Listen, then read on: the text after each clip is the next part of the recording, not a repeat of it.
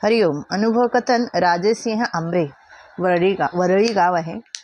ते त्यांच्या मित्राचा अनुभव आपल्याला आता ह्या सांगणार आहेत. ते असे म्हणतात, श्रद्धावानांचा नेहमी एक अतूट विश्वास असतो की कुठेही कधीही आणि कुठल्याही परिस्थितीत आम्ही एकटे नसतो. प्रत्येक ठिकाणी आमचे सद्गुरू अनिरुद्ध बापू आमच्या सोबत असतात. हा त्यांचा दृढ विश्वास असतोच व तो विश्वास नेहमी सार्थक ठरतो. सदैव पाठीशी उभा सद्गुरू राया. नक्कीच आपले बापू आपल्याबरोबर नेहमीच असतात. आपण त्यांचा अनुभव ऐकूया. हरिओम. सन 1997 सालापासून मी सद्गुरू अनिरुद्ध बापूंकडे येत आहे. माझं सर्व कुटुंब बापूमेय आहे. आज मी जो अनुभव सांगणार आहे हा माझ्या सहकारी मित्राचा नारायण यांचा आहे.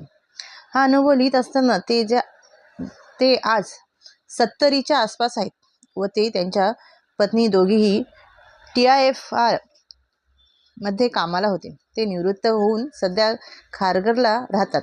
त्यांची पत्नी आधी दादरला डिसिव्हिल शाळेच्या बापूंच्या प्रवचनाला येत असे, पण खारघरला राहायला गेल्याने त्यांना बदलत्या उपासनास्थळी म्हणजे श्री हरिरामला बँड्राला येता आता शक्य होत नाही. नारायण ह्याला काही वर्षापूर्वी एक आजार सुरू झाला होता. तो मेंदूशी संबंधित होता. चालता चालता त्याच्या शरीराचा ताबा सुटायचा व तो कोणत्याही बंधस नसत. एकदा दोघे नवरा बायको बाहेर कामाला गेले असताना चालता चालता त्यांच्या शरीराचा ताबा सुटला व ते अतिशय भरभर चालायला लागले. त्यांना थांबवणे अशक्य नव्हते. शेवटी त्यांच्या पत्नीने त्यांना पकडले व तिथेच एक पाण्याचा टँकर होता, त्यावर त्यांना अक्षरशः तिने आदळले. जबरदस्तीने त्यांना त्या टँकरला पकडायला भाग पाडले. त्यानंतर ते पूर्ववत झाले. त्यांच्या मेंदूवर शस्त्रक्रिया करण्यात आली व मेंदूच्या एका भागात एक मशीन बसवण्यात आले होते. त्यानंतर मी त्यांना भेटायला गेलो असताना ते अगदी बरे झाले होते व माझ्याशी व्यवस्थित बोललेही. मग काही काळानंतर ते पुन्हा सिरियस झाले. त्यावेळी मी माझ्या गावी होतो. झोपेतून ते सतत माझे नाव घेत होते. त्यांच्या पत्नीने मला फोन करून केला व सांगितले, पण मी गावी असल्यामुळे त्यांना व त्यांचा संपर्क होत नव्हता. नंतर त्यांना रुग्णालयातून घरी आणले व त्यांच्या घरच्यांचा पुन्हा निरोप आला की मी त्यांना भेटण्यास त्यांच्या घरी खारघरला यावे.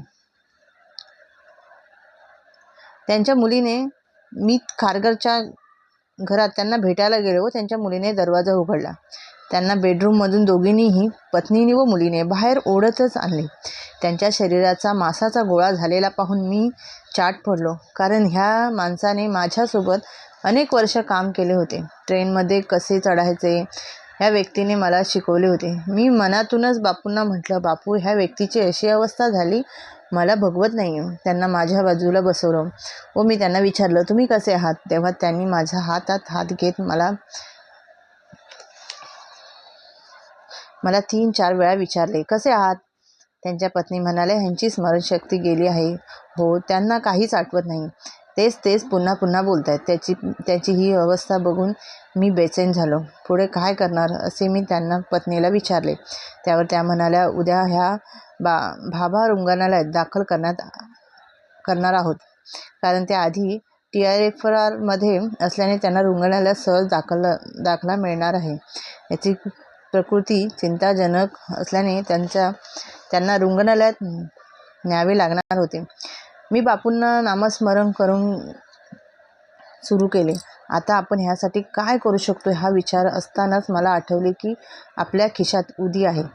बापूंचे नामस्मरण मी उदी माझ्या हातावर घेतली व त्यांच्या केसावरून ते पायापर्यंत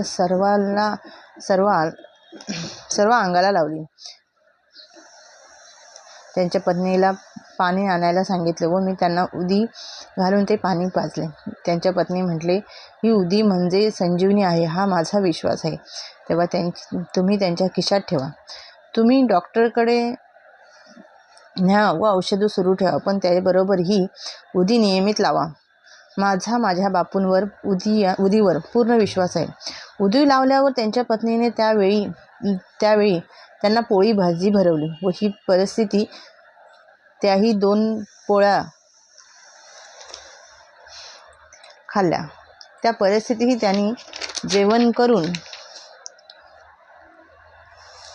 घरातल्यांना तो एक सकारात्मक गोष्ट होती. त्यांना मी स्वतः झोपवायला मी स्वतः त्यांच्या बेडरूममध्ये गेलो. बापूर कृपेने त्यांच्या प्रकृतीत सुधारणा होणार असे मी विश्वासाने त्यांच्या पत्नीला व मुलीला तर सांगितले. तिथून निघालो. दुसऱ्या दिवशी त्यांना रुग्णालयात दाखल केले. फोनवरून मी त्यांची चौकशी करत होतो. डॉक्टरांनी MRI काढायला सांगितला होता. उदी लावताच त्यांच्या प्रकृतीत सुधारणा व्हायला लागली असे त्यांचे घरचे मला सांगत होते. मी बापूंना अंबज्ञ म्हटलं व सर्व माझ्या मित्राला सांभाळा असे सांगितले.